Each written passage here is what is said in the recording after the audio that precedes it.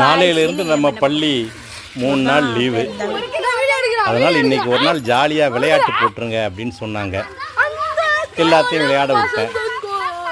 Cycle ஓட்ட தெரியுமான்னு என்னை பார்த்து கேட்டாங்க. சைக்கிளில் பின்னால் ஏறித்தான் பழக்கம், யாரா முன்னால் ஓட்ட விட்டு பழக்கம். ரொம்ப நாளைக்கு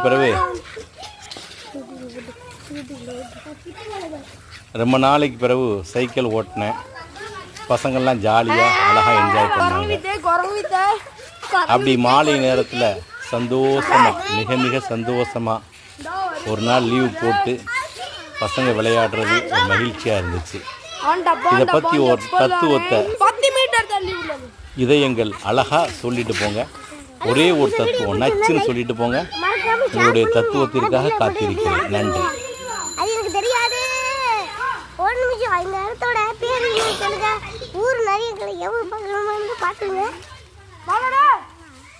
எப்ப சொல்றாது